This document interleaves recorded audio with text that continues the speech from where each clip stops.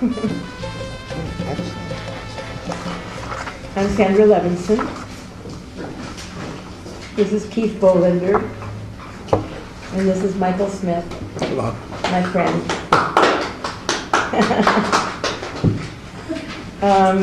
We're dedicating this evening to Leonard Weinglass, who died last night. As I'm sure most of you know, Lenny was many, many things, but first and foremost, most recently, he was one of the main lawyers defending the Cuban Five.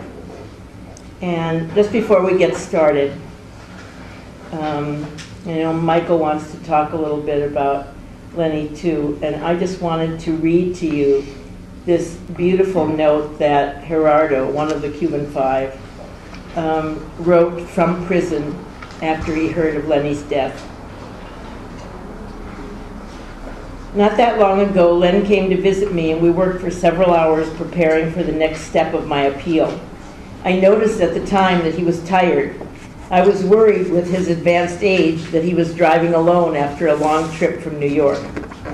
The weather was bad, and the roads from the airport up to Victorville wind through the mountains surrounding the high desert. I mentioned my concern to him, but he didn't pay any attention.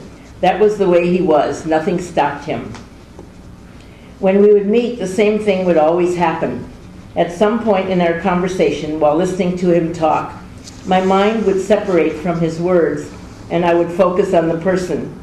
I would realize that here is this great man, this tremendous lawyer, the legendary fighter for justice, right here in front of me. I told him that I had seen images of him in documentaries on TV dedicating himself to important legal cases that he had participated in from a very young age.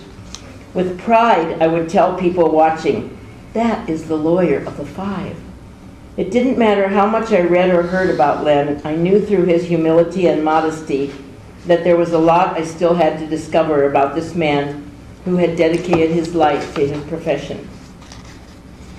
Len always insisted that our case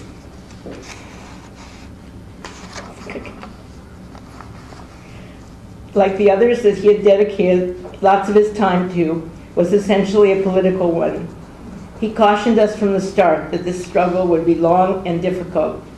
His experience with the system had taught him that. For our part, beyond the professional relationship we had, we always thought of him as one compañero in the battle for justice. Len leaves us at an important moment, but he leaves us prepared to carry on. On more than one occasion, he expressed his admiration and respect for the other lawyers on our legal team, and I think that he has left confident that our case is in good hands. Like other people who during these years have accompanied us in our struggle to make justice prevail, he will not be with us to see the inevitable triumph. Cuban optimism. That's a parenthetical remark. We are confident that that day will arrive, and to Len and to all the others, we will pay them a well-deserved tribute in our homeland. On behalf of the Cuban Five and our families, and from the millions of Cubans and brothers and sisters from all over the world who trusted and admired him, we send our most sincere condolences to Len's family and friends. Leonard Weinglass, presente. And there are some really lovely photographs of Len with Gerardo, and Len with Ricardo Alarcón, and Len with one of the other of the Cuban Five, Tony. He was a great person. I'll tell a funny anecdote later. I'll tell one right now. Okay, great. Len was a 50s radical.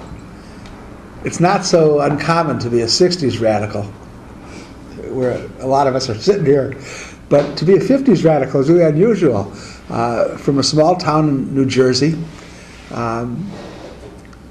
all-state fullback. I went to George Washington University. Was a really good student when he got there. Got a job working for the United States Senate, running an elevator. And he said that the funny thing was that Lyndon Johnson, the Democrat, was just a miserable person and not nice to Len at all.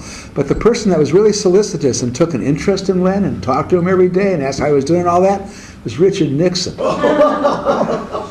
He was a very good student. He got into Yale Law School. He got out of Yale in '58. And in those days, you had to go into the armed forces because there was a draft. So he joined the Air Force, and they made him a captain in the Judge Advocate General's Corps. And he was out there defending GIs that were charged with criminal offenses. His first case was a black GI. Well, I don't know what he did, but Len defended him vigorously, and he got him acquitted. The brass was so pissed off that Len did this that they transferred him to Iceland. Why Iceland? Iceland has the purest white gene pool in the world. Drug companies test drugs in Iceland because of the gene pool. And the U.S. military made a deal with the Icelandic government that they would never send a black soldier to Iceland. So the brass figured if they sent Len to Iceland, he'd never represent a black person. And he didn't. He was stuck there for 2 years, and he learned Icelandic.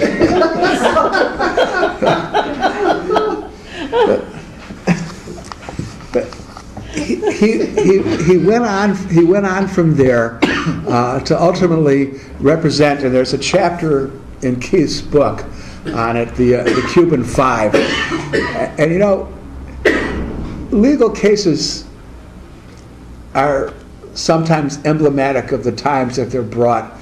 You know, we all think of the 20s and the Sacco and Vanzetti case and the anti-immigrant and anti-anarchist scare that the government promoted in the 20s. Or we think of the 50s and the Rosenberg case, the anti-communist, anti-Semitic scare that they promoted. And I think that the last case that Len was involved in, and I say involved because even in his hospital bed 2 weeks ago, when he couldn't stand up, he wanted to read the latest brief submission to the appellate court. The Cuban Five case, which Keith covers as like the last of the offenses that the United States has committed against Cuba since 1960, the Cuban Five case is really emblematic, I think, of times right now because it shows the hypocrisy of the United States war on terrorism. And that's what this book is all about. So I don't want to talk anymore. I just want to be able to turn it over to Keith, and we can have a fulsome discussion about his very wonderful book.